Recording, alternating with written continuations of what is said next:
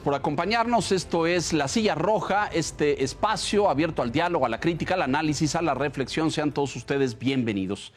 El día de hoy abordaremos el tema de la ley del Infonavit, la nueva ley del Infonavit, la reforma aprobada por el Congreso mexicano en estos días y que cambia en muchos sentidos las reglas de operación, las reglas del juego en el Instituto y el Fondo para la Vivienda de los Trabajadores. Y para ello hemos invitado a un académico, un investigador, un experto, el doctor Enrique Díaz Infante, director de estudios financieros en el Centro de Estudios Espinosa Iglesias. Bienvenido, Enrique, muchas gracias por estar aquí. El agradecido soy yo, Leonardo. Te agradezco mucho. Señor Quintana, buenas noches. Buenas noches, bienvenido, Enrique.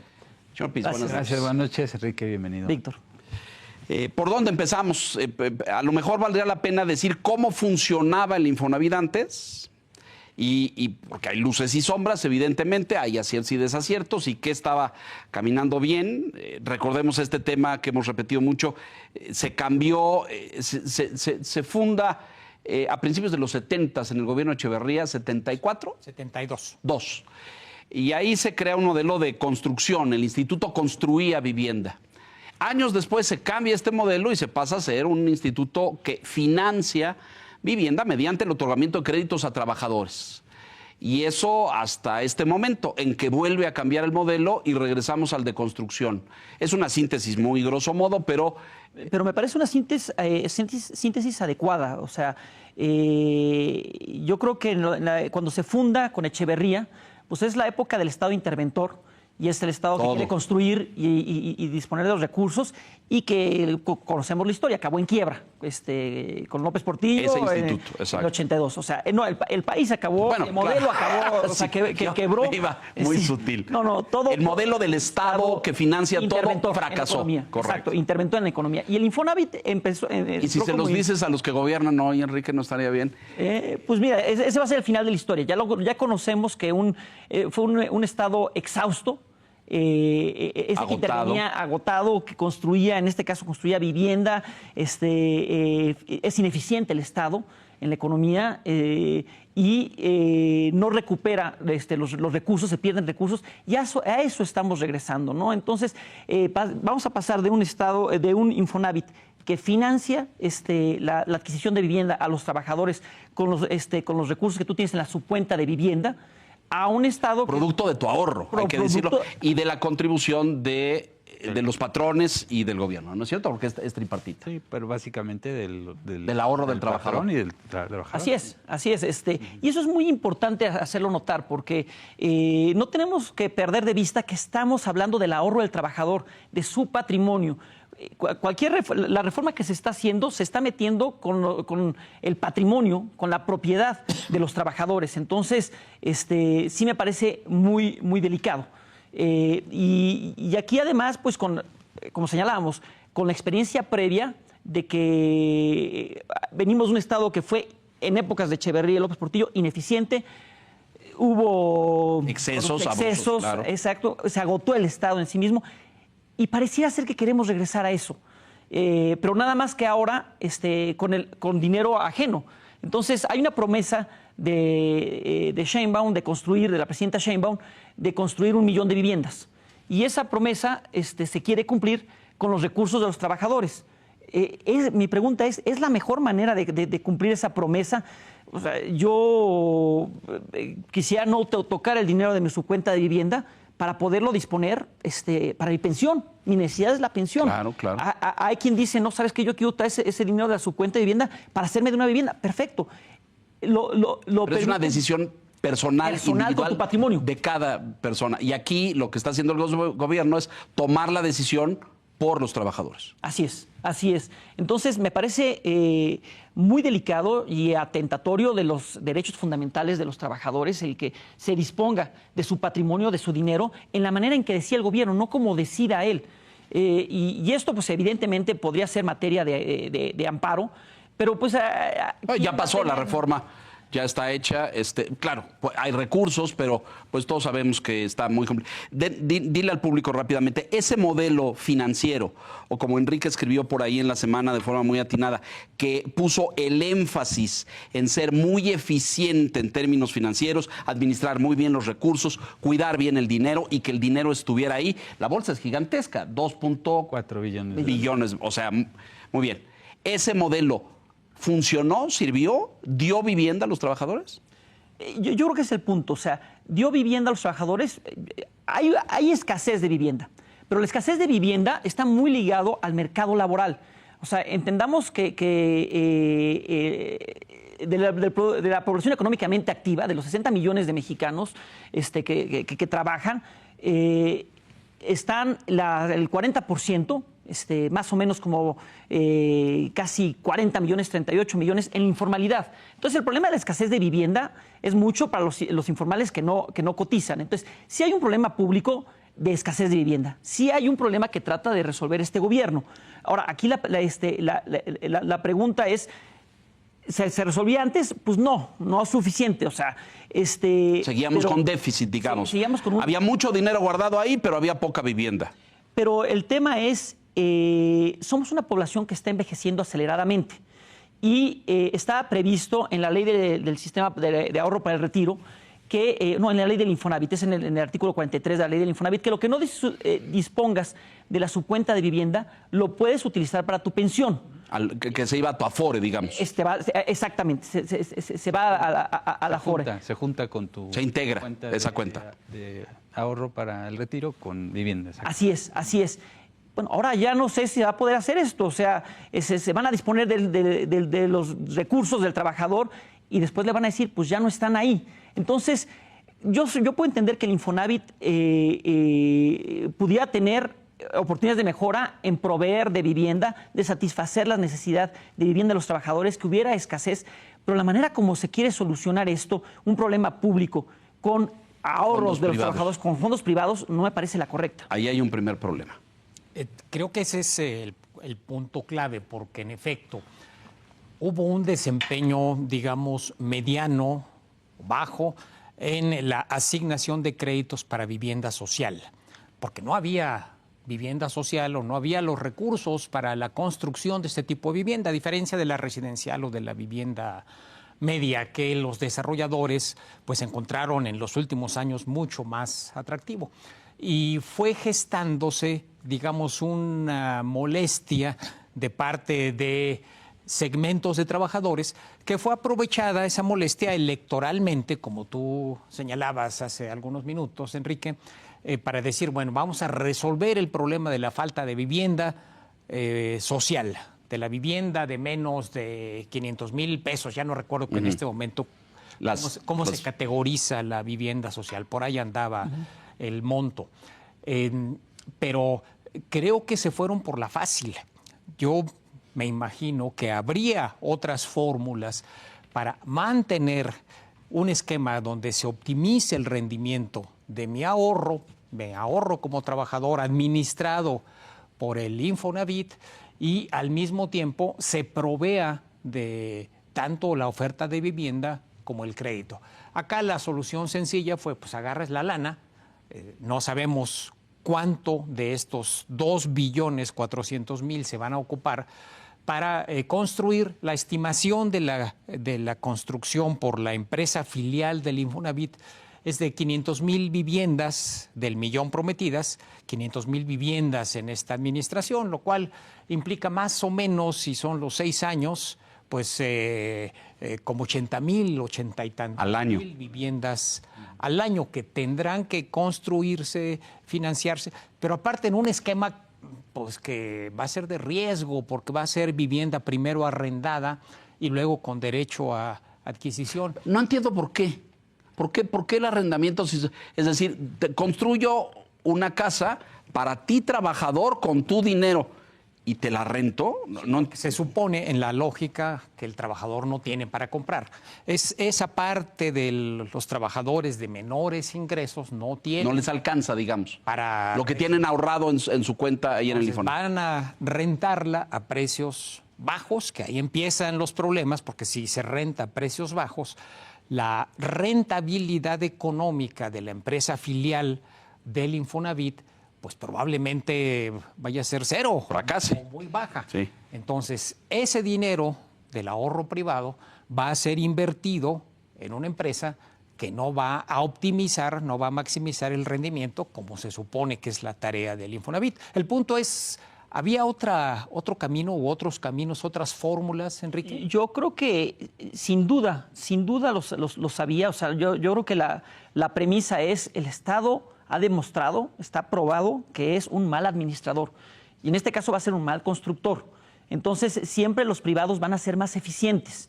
Lo que tenía que hacer es buscarse en el sector privado, ver qué controles se tenían que hacer para que ellos siguieran siendo constructores, si tenías que hacer mecanismos más competitivos de alguna manera, pero no que fuera el Infonavit al más puro estilo echeverrista, quien dijera, ¿sabes qué? Ahora yo voy a construir. Pues sabemos que esto va a acabar en déficits y va a acabar en pérdida de recursos, y además con los recursos, con los ahorros de las cuentas de vivienda de los trabajadores. O sea, estamos hablando de 2.4 billones de pesos que no son del gobierno, y el gobierno va a empezar a jugar con este recurso en una sociedad que está envejeciendo y que quizás si tú le digas al trabajador, como ya les dije hace rato, Enrique, ¿tú cómo quieres utilizarlo su cuenta de vivienda? Pues para mi pensión, para fortalecer mi pensión y que se vaya a mi Afore. Ahí es donde va a haber la necesidad. No, o sea, fíjate que ya se va para invertirlos en esta construcción de casas. Oye, ¿y se va a recuperar ese dinero? ¿Y mi ahorro está seguro o no es seguro? Pues lo más probable es que no, y que nos vamos a encontrar en una situación en el futuro de pérdida de ahorro para el retiro de los... O sea, tú dirías es una mala idea esta reforma, y es una mala idea que el Infonavit vuelva a construir y crear esta empresa filial. Sin duda, es que nos ha demostrado la historia que el Estado interventor, constructor, que va a hacer las cosas, pues es motivo siempre de corrupción e ineficiencias. Entonces no veo en qué parte pueda ser una buena idea. Sí, nada más una manera de además satisfacer electoreramente a las bases de Morena, que muchos de ellos surgieron en la Asamblea de Barrios, que siempre están ligados a las clientelas de vivienda, pues les quiere satisfacer las promesas de campaña, satisfacer las necesidades, pero con recursos de otro, con los recursos del trabajador. Entonces, yo no veo que esto que pueda acabar bien con un Estado constructor que no sabe administrar bien y que está utilizando recursos que no son suyos. En la ley anterior, la que ya quedó abrogada con la aprobación de la reforma, se establecía que el instituto tenía que tener rentabilidad, es decir, la administración de recursos tenía que cuidarlo de tal forma que no se perdiera dinero, supongo que sí. No rentabilidad en el sentido de generar utilidades Ganancia para el instituto, pero estaba obligado por ley a maximizar la administración, el fondo que los trabajadores formaron. ¿Y la de hoy contempla algo en ese sentido o no? Es decir, damos por hecho que se va a perder dinero, así como nos dijo un día el señor López Obrador, el Tren Maya nunca va a generar ganancias, ¿no? Es decir, va a perder dinero toda la vida, porque es un servicio y tal. Esta nueva forma de la No se admite eso de manera explícita, que esta va a ser una mala inversión. Yo creo que si se admitiera de manera explícita que la construcción de vivienda social va a ser una mala inversión, pues el propio gobierno se daría un balazo en el pie. Lo que siguen diciendo es que las críticas de la oposición, que votó prácticamente en su totalidad en contra de esta reforma, no están fundadas porque el gobierno va a hacer una buena gestión y van a ver cómo si los trabajadores pagan, no hay pérdidas en estos recursos de la empresa filial que se va a constituir. Como decía Enrique, la experiencia muestra otra cosa. En el pasado, por ejemplo, cuando el Infonavit entregaba directamente vivienda, era bien sabido que su cartera vencida se iba para arriba porque se entregaba clientelarmente y muchas veces la gente a la que se le asignaba la vivienda pues dejaba de pagar simplemente sin consecuencias. Sí, no, pero sumando a lo que señalas, Enrique, aquí se establece en la ley que se le va a dar prioridad en el otorgamiento de créditos a las madres solteras, a los jóvenes. Y yo preguntaría, está bien, no digo que no, pero ¿y tienen ellos una fuente de recursos, una fuente de ingresos? ¿Tienen trabajo para pagar en el tiempo ese crédito? Y entonces, pues lo más seguro, eso ya nos hace ver que va a haber déficits en el Infonavit, que va a haber pérdida de recursos, que no se va a recuperar, va a ser una cartera vencida altísima. Ya lo estamos viendo con el Banco del Bienestar. El Banco del Bienestar, vez por vez, llega con una cartera vencida de 1 de cada 5 pesos que presta, no lo recupera y lo tiene que rescatar el presupuesto. Bueno, eso va a ser la historia del Infonavit. No van a recuperar los créditos que den. La población de acreditados es gente que no tiene una fuente de recursos, más o menos como la crisis de 2008 en Estados Unidos, que se le dio crédito para la vivienda a gente que no tenía empleo. Pues aquí también va a ser lo mismo. Y entonces, pues va a haber una cartera vencida altísima, quebrantos, rescates presupuestales, y el dinero del contribuyente se va a malgastar en cumplir esta promesa. Y una de las motivaciones para hacer la reforma es que el sector privado, a través de las constructoras, sobre todo grandes, tenía pues sobrerepresentación en los órganos de gobierno. Entonces, por eso hicieron la reforma, para quitar esa sobrerepresentación. Aquí la duda es que, bueno, se ordena... A los órganos del Infonavit. Sí. Claro, que son dos, hay un consejo y una asamblea, ¿no? Exactamente, sí. Entonces, la idea es como, bueno, vamos a quitarle ese peso y vamos a darle como mayor fuerza al gobierno, al poder y toma de decisiones que va a tener el gobierno a través del director Hoy general. Tienen más representantes, además, me parece, porque antes eran 3 en el Consejo y más o menos iguales, eran 45 en la Asamblea o algo así, y bajaron el... memoria la cifra, pero no bajaron el número. Exactamente, no me acuerdo. Bueno, lo que se logró es que se mantiene el esquema tripartita, ¿no? Pero aquí la duda es que, bueno, se ordena... Pero desequilibrado. Se establece... Ahora el gobierno lleva mano. Se establece la creación de esta empresa y la ley prevé 30 días naturales a partir de la promulgación para crear esta empresa. Entonces, ¿cuál va a ser muy la rápido, empresa? ¿no? Sí, o sea, ¿se hace una empresa tan rápido? ¿Con quién va a trabajar el Infonavit para la construcción de viviendas, ¿no? Ese es un tema. Y el otro es que también se está anticipando que la supervisión que va a tener este organismo nuevo pues no va a ser la más adecuada, porque pues prácticamente va a tener mucha libertad para operar. Sí, parece que el gobierno corporativo va a ser muy débil. El comité de vigilancia, la gobernanza. La gobernanza, tanto por el comité de vigilancia como el comité de administración, como el comité de auditoría, van a estar controlados por el gobierno, va a tener mayoría. Entonces, eso va a hacer que no puedas estar verificando cómo se están utilizando esos recursos de los trabajadores de la subcuenta de vivienda. Entonces, preocupa que vayan a aparecer en poco tiempo fraudes, corrupción, malos desvíos de recursos. Pues sí, el gobierno corporativo lo que te ayuda es que esa democracia al interior de una sociedad te genere contrapesos, te genere vigilancia, equilibrios, y eso se pierde con la ley. Lamentable, ¿no? Sí, además es un esquema un poco extraño porque se crea este organismo, pero como empresa privada, y sin embargo no le va a aplicar la ley del impuesto sobre la renta. Entonces ahí se crea con ciertas excepciones, ¿no? Y pues tampoco es... ¿Y por qué privada? ¿Por qué una empresa privada? Bueno, así lo prevé la ley, no lo sé. O sea, es que el Infonavit en sí mismo es un ente extraño. Ajá, sí. Durante un tiempo largo, el entonces director general del Infonavit, que estuvo antes como director hipotecario de BBVA, ¿cómo se llama? Se me escapó el nombre. ¿Borrás? Víctor Borrás. Víctor Borrás litigó el que no fuera sujeto de transparencia el Infonavit por un argumento que es el que no tiene dinero público, sino tiene dinero de las aportaciones de los patrones y de las aportaciones de los trabajadores. No hay dinero fiscal en el instituto, entonces él litigó con el INAI, con el gobierno, para que el INAI no tuviera posibilidad de requerirle, de pedirle información como sujeto obligado a la transparencia. La empresa privada es tal porque en sentido estricto el Infonavit no es un organismo público.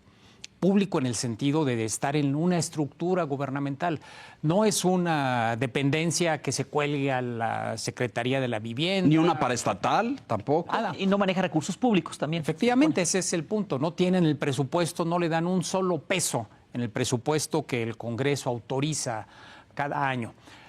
Pero el director general va a ser nombrado por el gobierno federal, por la presidenta de la República. De hecho, fue nombrado por ella. Y va a tener derecho de veto y derecho de voto como parte del Consejo. Entonces, sí se ha creado una organización, pues como decía Víctor, con muchas excepciones. Privado, por lo mismo, no es sujeto, por ejemplo, de las revisiones que va a hacer la Auditoría General de la Federación, pero no va a pagar impuestos sobre la renta como lo pagan las constructoras privadas.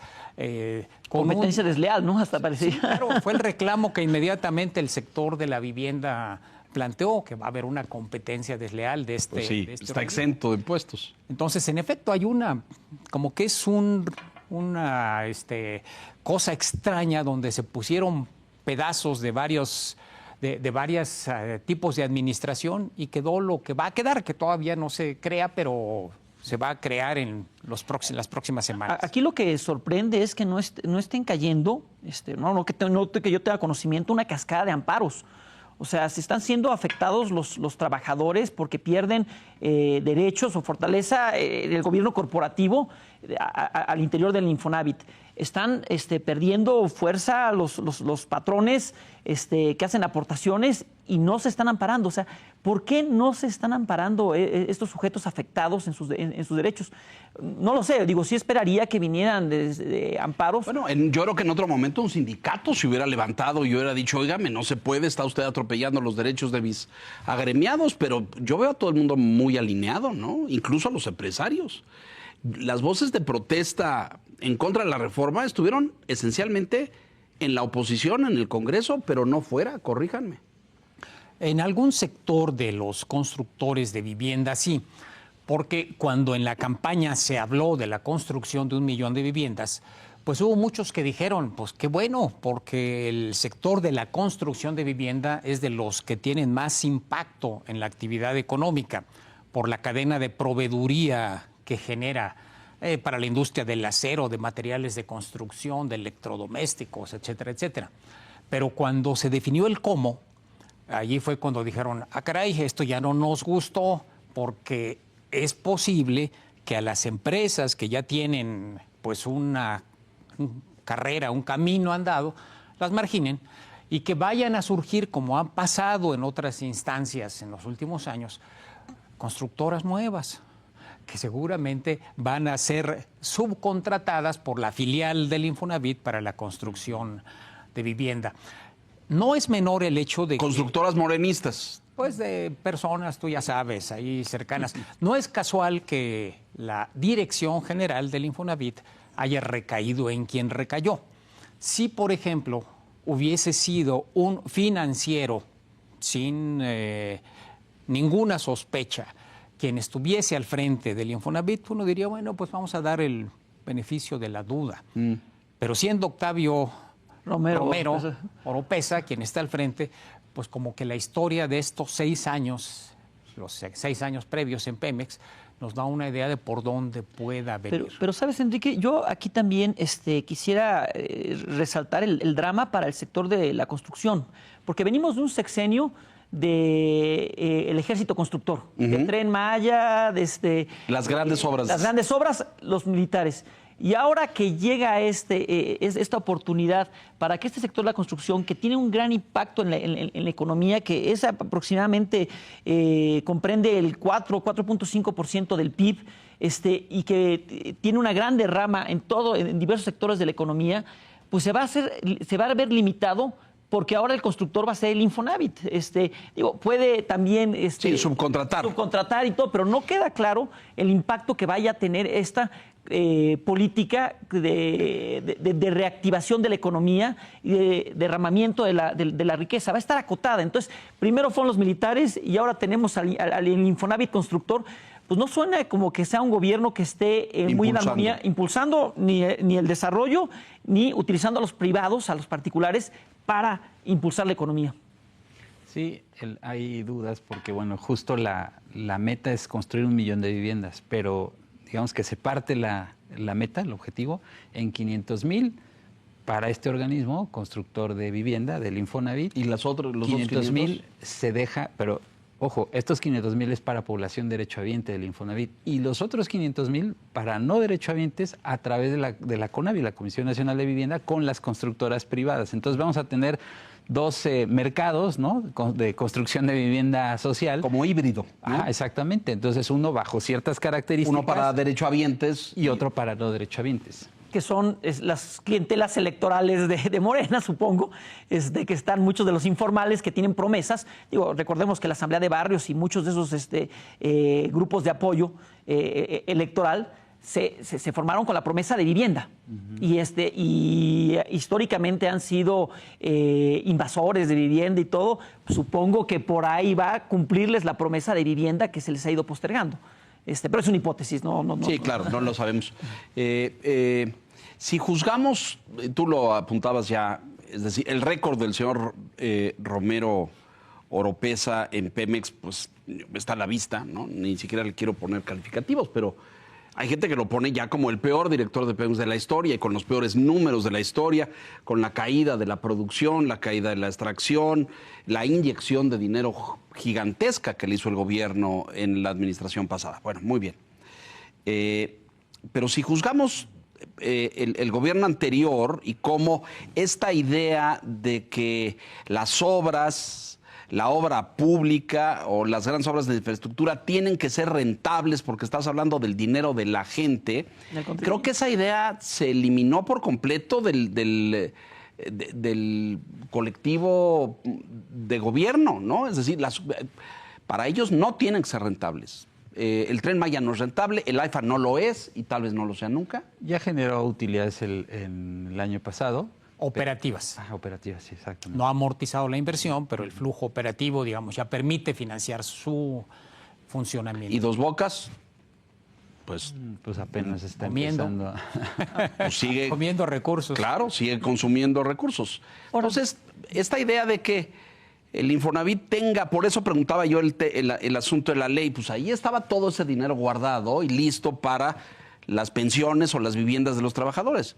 Ese dinero se va a ir, se va a evaporar, como se evaporaron los fideicomisos. ¿Qué piensas? A ver, sí preocupa que ese pueda ser el destino y no veo que vaya a ser otro con un gobierno corporativo tan débil donde no se vigile el uso que se va a dar. Y desde el Centro de Estudios Espinosa Iglesias lo que nos preocupa es el impacto negativo que esto va a tener en la movilidad social, vista con una perspectiva de largo alcance en la vida de las personas. O sea, al final del día, cuando tú llegas a tu vejez, pues lo que tienes es algo de ahorro de tu pensión, tu ahorro pensionario, tu vivienda, que ese es tu activo más importante, y en Europa estamos viendo que también la gente está teniendo que recurrir al autoempleo para completar. Bueno, ahora si se está debilitando el uso de esta subcuenta de vivienda para fortalecer la pensión, ¿quién sabe cómo vamos el futuro de los viejos en México, en un país que está envejeciendo? De esa curva demográfica. Entonces, claro. Esta reforma puede tener un impacto negativo en movilidad social para los viejos. Pues se estanca por completo, ¿no? Ya sí. No hay movimiento alguno. O tienes una caída, va a ser un viejo pobre. Entonces yo fui un adulto que tuve un nivel de vida. Trabajaste, ahorraste, etcétera.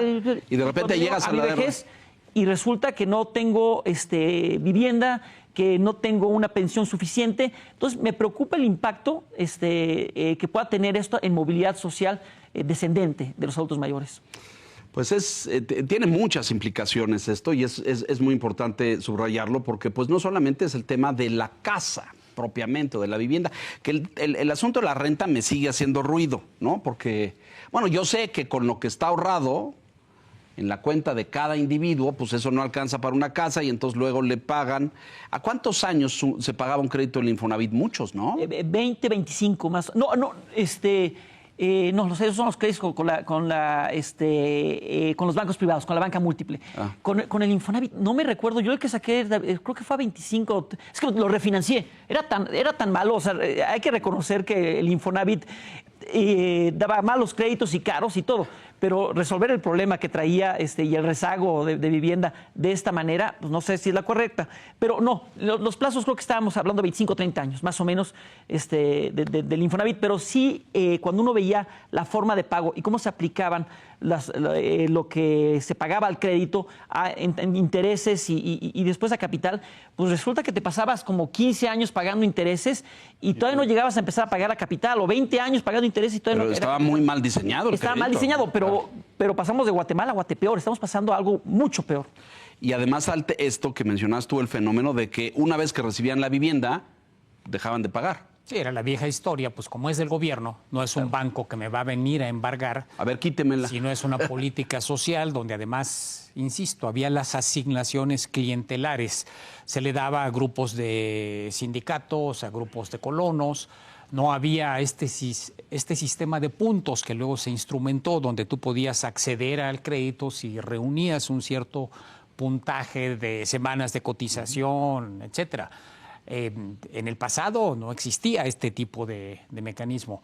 El riesgo que hay ahora es que regresemos a ese tipo de asignación y se incentive el no pago. Claro, se vuelva claro. a instalar, en el caso de la vivienda, incentivos para dejar de pagar. Si no, vas a tener consecuencias porque pues, es vivienda social y hay alguien, una organización que me protege, pues a ver si esta empresa filial me la va a quitar, me va a embargar el bien, va a desalojar. No, y muchas veces los deudores van a decir, yo ya pagué con votos en la urna. No, esto se paga con dinero, usted tiene un crédito que pagar. No, yo estoy pagando con votos. Entonces sí es el riesgo que se corre cuando se atiende a clientelas. Déjenos hacer una pausa. Mensajes, volvemos.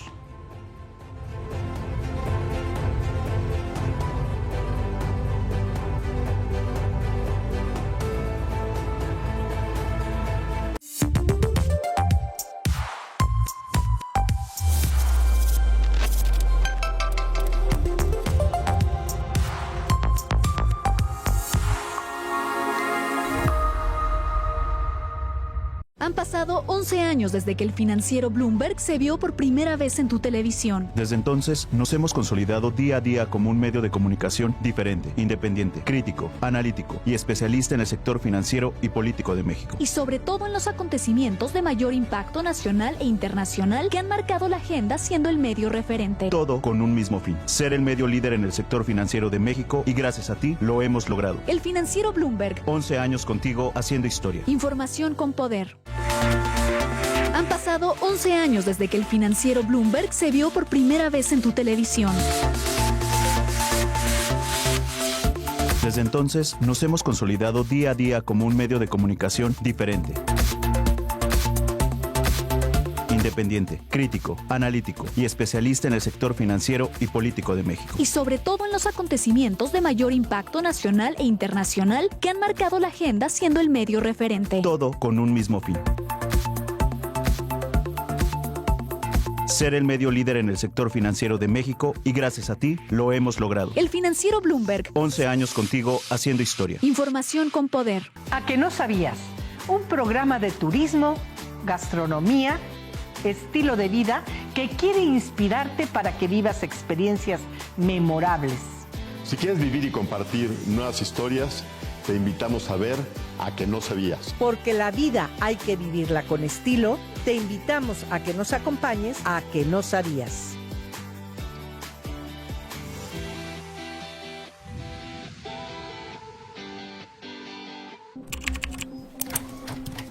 En elfinanciero.com.mx encontrarás la información más relevante, programas completamente en vivo, mercados, opinión e información nacional e internacional. Entra ya a elfinanciero.com.mx. el financiero Midpoint Virtual Sexta Edición, el foro interactivo que reúne a los mejores expertos y especialistas en sus respectivos campos, analizando los temas más relevantes e interesantes de México y el mundo. Acompáñanos cada 15 días los jueves a las 11 de la mañana en este espacio único para el debate y el análisis. Solo por El Financiero Televisión. No te lo pierdas.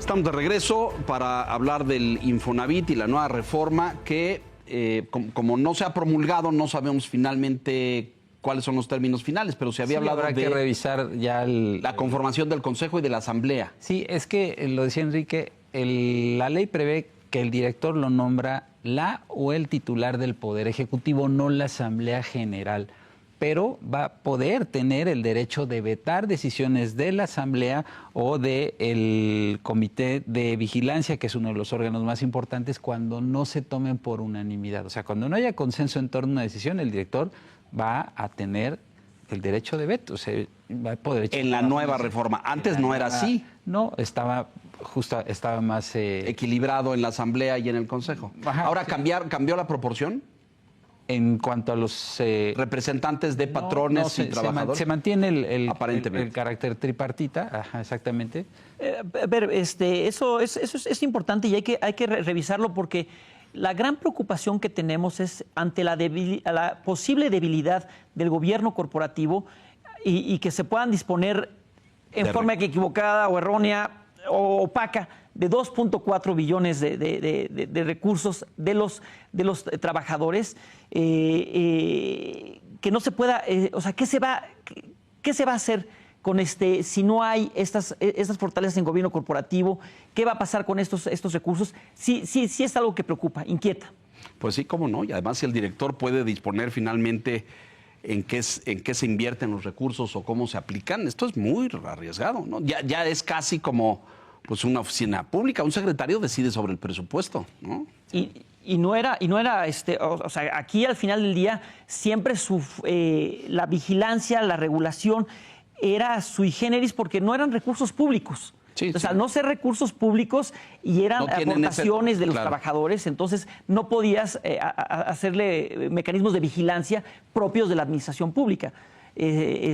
Ahora ya quedan, se puede mayoritear o se puede disponer de ellos de una manera más fácil. Déjame hacerle un poquito, Enrique, del abogado del diablo. Habrá algunas personas que nos estén viendo y que digan, bueno, ustedes sí están preocupados por los recursos de su pensión, que eventualmente podrán ser alimentados por la subcuenta de vivienda, porque ya tienen casa, porque ya compraron una casa o tienen acceso a un crédito bancario, forman parte de la clase media. Pero hay millones de personas que, aún estando en el sector formal de la economía, pues ganan 2 salarios mínimos, 3 salarios mínimos y por lo tanto no tienen acceso a esos créditos. Entonces, nos pueden decir, la visión de ustedes es la visión de quien tiene su ahorro y está preocupado por su vejez, pero no están pensando en ese segmento de la sociedad que quiere una vivienda propia, así empiece rentándola y después de 10 años, que creo que es lo que establece la reforma, va a tener acceso a adquirirla. ¿Cómo responder a quienes objetan señalando que esto va a producir movilidad social positiva porque va a aumentar la proporción de la población que va a tener acceso a su casa? Yo respondería desde el punto de vista de la sostenibilidad. O sea, hay que tener movilidad social ascendente, es lo deseable, contenerla descendente, pero tiene que ser a través de mecanismos sostenibles. Si haces asignaciones de vivienda, que eso es una herramienta fundamental de movilidad social, que bueno, ya tienes vivienda, pero las viviendas hay que pagarlas. Los créditos para adquirir vivienda hay que pagarla. Y tiene que, si van a estar siendo otorgados por un instituto, pues tiene que ser recursos que esté recuperando el instituto mismo para dar más vivienda.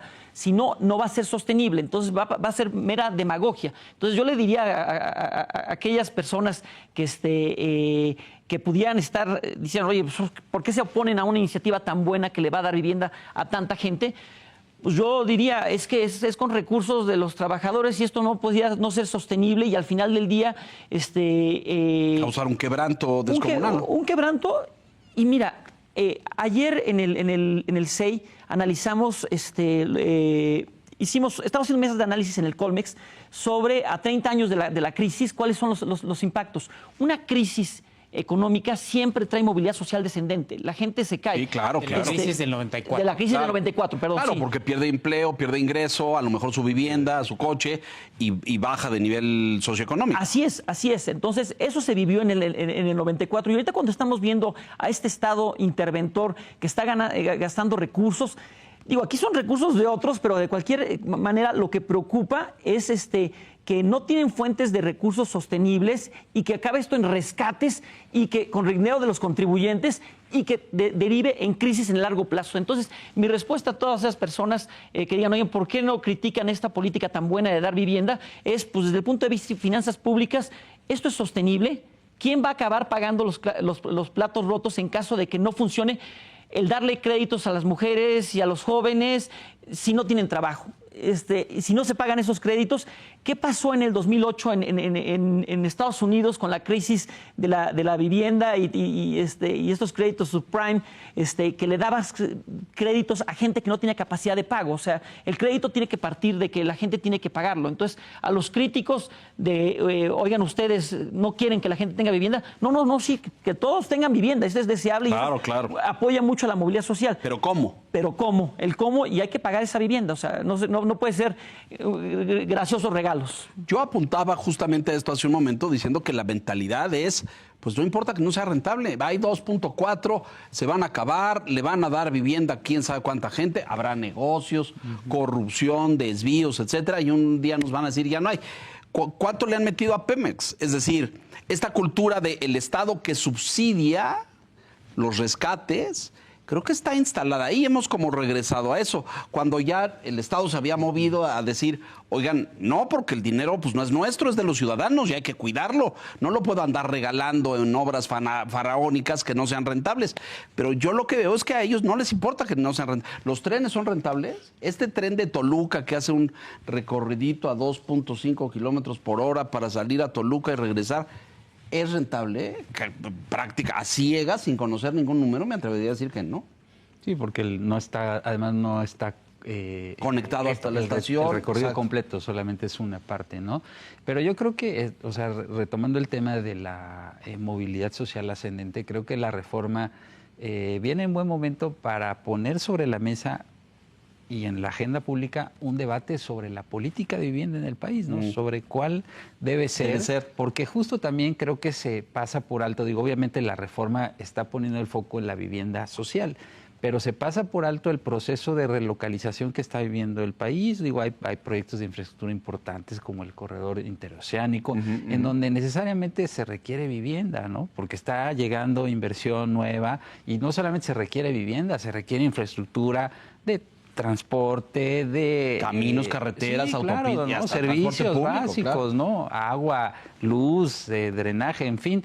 Creo que tendría que caminar a la par también un debate sobre la política de vivienda en esta administración y a futuro. Sin duda, Víctor. Yo celebro que estés poniendo así el tema porque tenemos que verlo en forma holística. Integral. O sea, claro. es integral. Tenemos que resolver una realidad es que hay un problema público de escasez de vivienda. Eso es una realidad. Claro. Y una realidad es que los trabajadores se han alejado de sus centros de trabajo. Los desplazamientos toman mucho tiempo y eso baja la calidad de vida de los trabajadores. Y también otra realidad es que se construyó en sexenios anteriores mucha vivienda sin drenaje, sin acceso por vías con transporte público y demás, y están abandonadas. Hay mucha vivienda abandonada. Entonces, aquí... ¿Hay una cuenta de eso? ¿Sabes más o menos de qué tamaño es ese problema? Sí, la hay, pero no tengo el dato, pero sí es... Pero hay miles de viviendas abandonadas. Millones de viviendas abandonadas. ¿Pero porque se hicieron mal? ¿Porque las pusieron en zonas porque que no...? fuera de los centros urbanos, porque no tenían conectividad, no tenían servicios básicos, luz, agua, gas de drenaje, en fin, o sea... Gravísimo, ¿no? Sí, claro, fue una inversión tirada a la basura. ¿Y ahora quién nos dice que no se va a repetir ese problema? Eso es, por eso creo que el llamado de Víctor es fundamental. O sea, tenemos que hacer intervenciones por parte del gobierno y en coordinación con los privados y con los trabajadores en el tema de la vivienda, pero cuidando que no se conviertan en viviendas abandonadas, en elefantes blancos que no sean de interés para los trabajadores y que acaben abandonándolas. Que el trabajador que vote con los pies y diga, pues esto es lo que me diste, no me interesa, ahí quédate. Y que luego la delincuencia sí los vaya ocupando. Pero fíjate, otro problema bajo aquel sistema del financiamiento y que tiene que ver con esto que se decía hace un momento de la sobreabundancia o el abandono de casas. Yo tenía un colaborador en la oficina, él por sus años de trabajo ya había tenido su vivienda, la vivía, su esposa era enfermera y ya había tenido una, que ya se la habían otorgado, la tenía en renta, la suegra que vivía con ellos tenía una, que la tenía vacía, y el hijo de la pareja que ya estaba en edad de trabajador, ya le daban otra, es decir, esa unidad familiar ya tenía 4 viviendas, ocupaba una, rentaba otra y había 2 vacías. Algo está mal en ese modelo, ¿no? ¿Hay que darle a todos? ¿O hay que darle a los jefes de familia? ¿O porque pues se repartió así? Este caso que lo tenía yo muy cerca y le preguntaba a gente en la oficina, si en mi casa hay 2 y nosotros tenemos 3. O sea, hay un problema de planeación ahí. ¿Te refieres con la mecánica de asignación que tenía el Infonavit? Es correcto, exacto. Bueno, quizás ahí habría que modificar, revisar los criterios de asignación de vivienda y demás. O sea, yo creo que no es malo que cada quien tenga su vivienda. Y si en un hogar cada quien tiene su vivienda, bueno, pues es que aportó, hizo la subcuenta, metió una línea de subcuenta de vivienda y está construyendo patrimonio y va a tener movilidad social ascendente. Bendito sea el Señor. Yo lo apoyo. Sí, sin duda. El problema es si los criterios de asignación son discrecionales, si se presta esto a corrupción, y eso habría que revisarlo, pero es como todo en este gobierno, o sea, el tema está en los cómo. O sea, tienes un problema de escasez de vivienda. La manera de resolverlo es con un Infonavit constructor.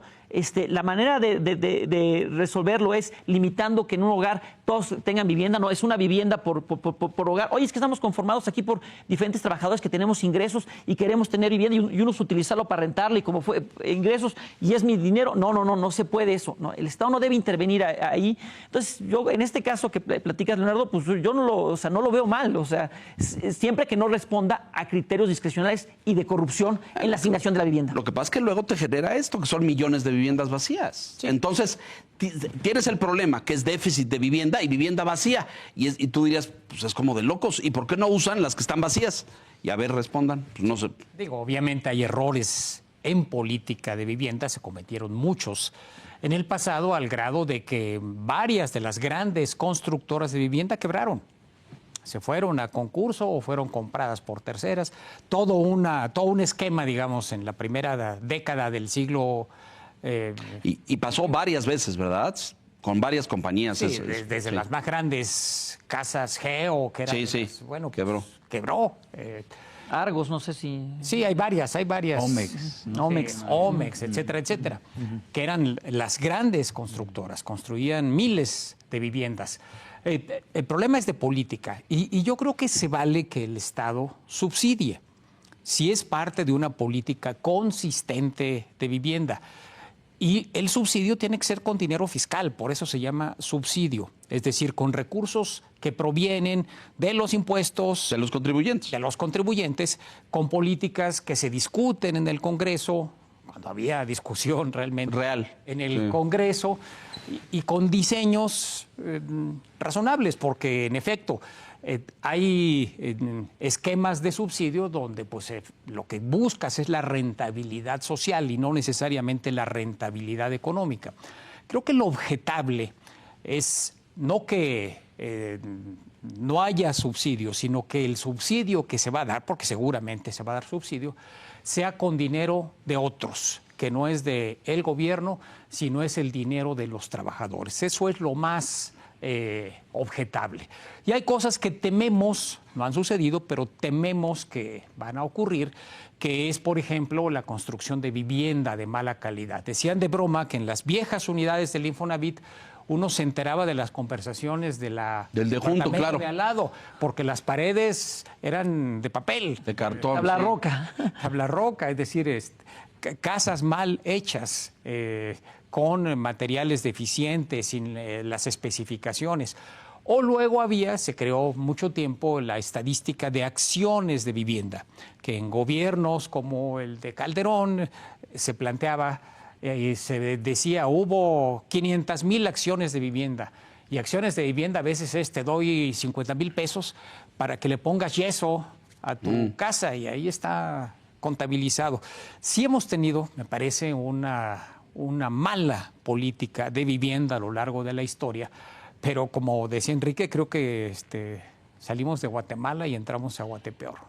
Es que, a ver, aquí hay una racionalidad para que el gobierno intervenga.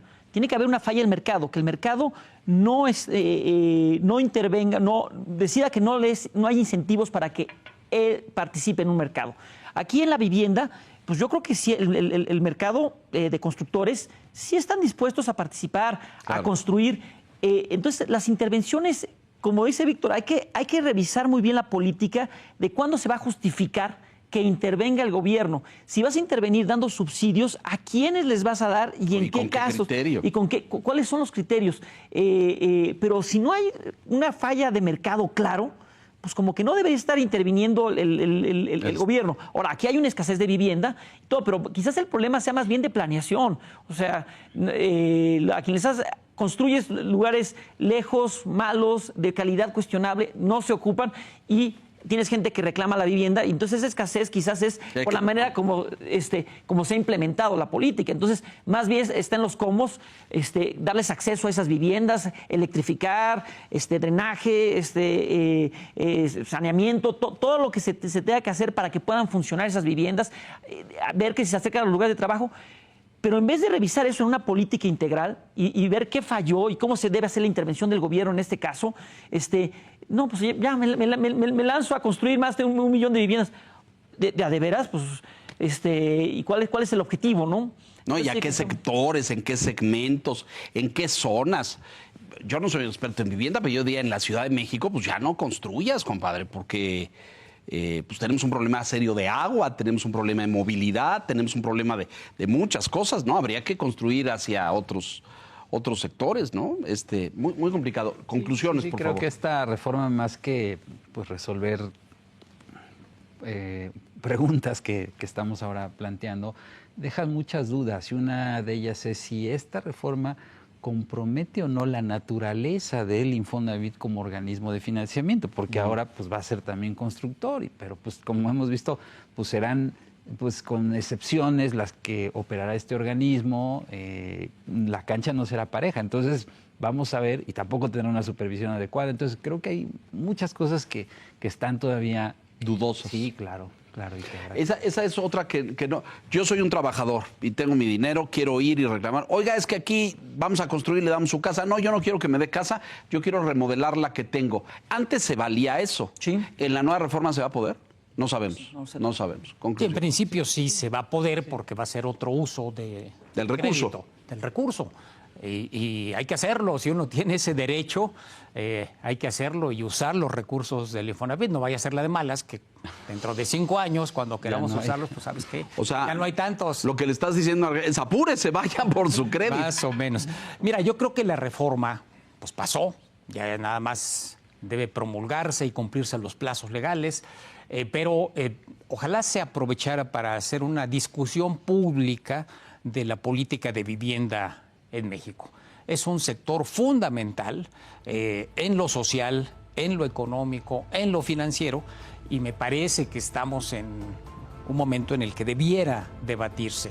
Y si hay que reformar la reforma dentro de 6 meses, un año, pues habrá que hacerlo si es que se demuestra que no va a funcionar. Así que, pues gracias por ayudarnos a este entendimiento, Enrique. Y yo como cierre diría que celebro el que se busque dar vivienda a los trabajadores, es fundamental para la movilidad social. Una premisa que nadie niega, ¿no? Que nadie niega, pero tenemos que buscar que la intervención del gobierno responda a una falla de mercado, que los particulares no estén entrando, decidan que no es atractivo entrar, y no una falla de gobierno, es decir, que las clientelas estén capturando al Infonavit o las clientelas al gobierno, y entonces esté haciendo esta intervención del gobierno con recursos del contribuyente para favorecer a clientelas electorales. Yo creo que ahí está el tema central.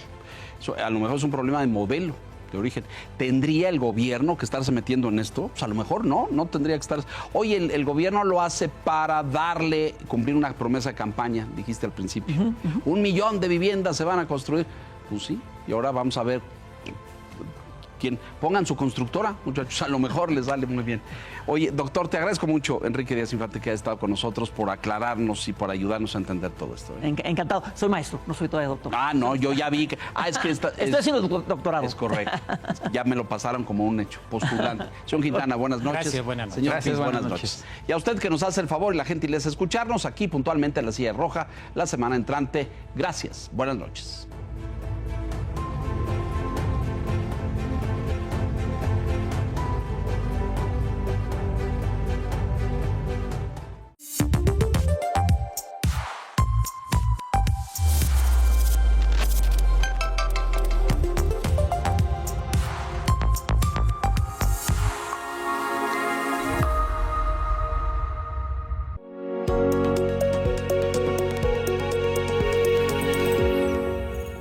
Hola amigos, ¿cómo están? Soy de nuevo la psicóloga Jennifer Maldonado hablando del estrés laboral. Y el día de hoy quiero enseñarles una técnica de gestión del tiempo que aumentará tu productividad y por otro lado reducirá tu estrés. Esta técnica consiste en encontrar una vez en tu día una tarea